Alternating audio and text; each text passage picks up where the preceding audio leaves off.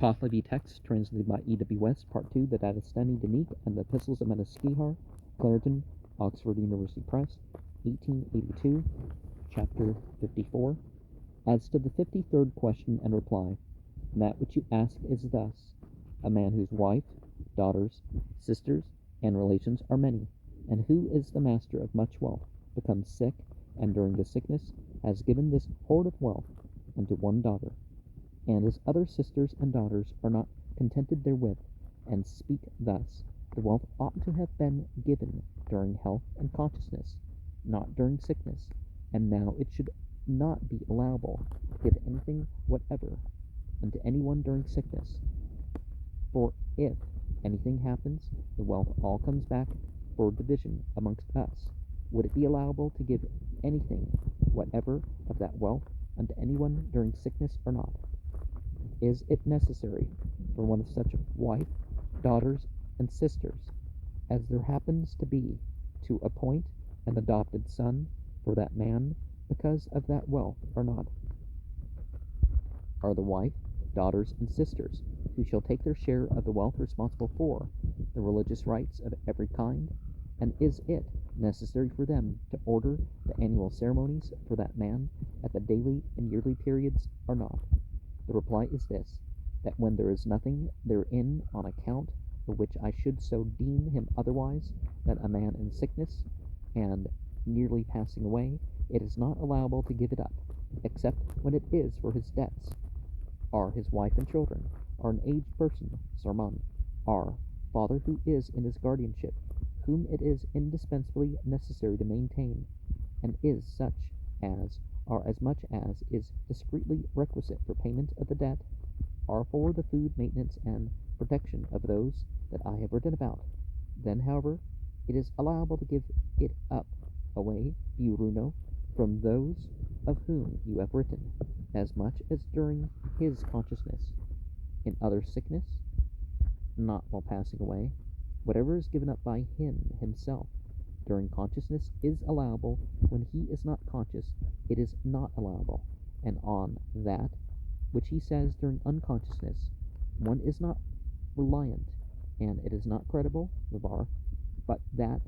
which he says during consciousness, and that too which the same man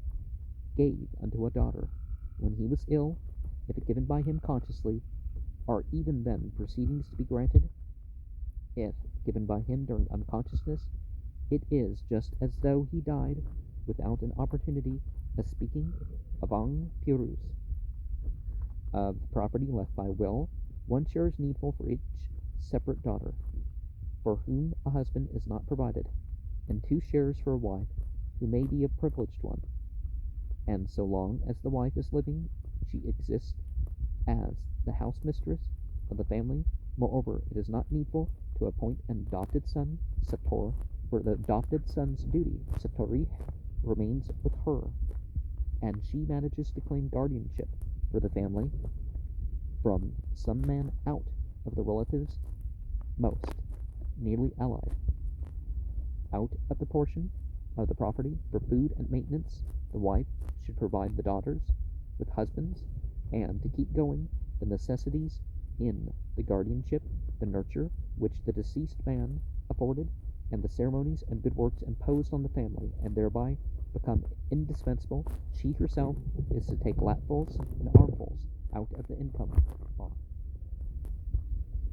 As to the sisters of that man, if they have been necessarily in his guardianship, and there is no property for them in any other way, their food and maintenance are also needful to be out of the income of the property, unless that man has otherwise devised, or the appointment of a husband is not provided on account of the non-subjection, lo ito, uri, in which they have been under the guardianship of that man, or anything else opposed to it, so that nothing whatever of the property that man is needful for them. He was a husband of one of the daughters, is a leader in the management, destabari, of the family, but with the concurrence of the house mistress of the family. And even so, when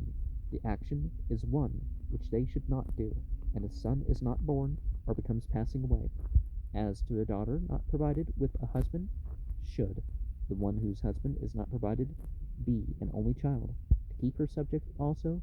to the house mistress of the family, it is needful for her that there should be an adopted son in it, and when they shall appoint her husband unto the adopted sonship, the property then comes over into his possession. When the house mistress of the family passes away, and the daughters are provided with husbands, the adopted sonship is to be appointed. And today, in most societies, whether you're secular or whether you're Protestant or whatever, there's not really proper guidance as to these issues. And you have to have lawyers, or it's not easy, so you have to have lawyers to distinguish who's going to win in the case. Now, people who aren't in the right state of mind, even religious society, they would perhaps be kept from, spending off the resources like that. And, adopted children is really a modern thing. Now, if you want to leave part of your wealth to provide for somebody, it doesn't, these sorts of things don't matter. But in terms of labeling somebody as adopted so that they have like a set share as if they're really your children or whatever, one, you should cause that confusion so they know that they are not, that they are adopted rather than, that they're taken into guardianship rather than taken as if they really are a daughter or son or something like that.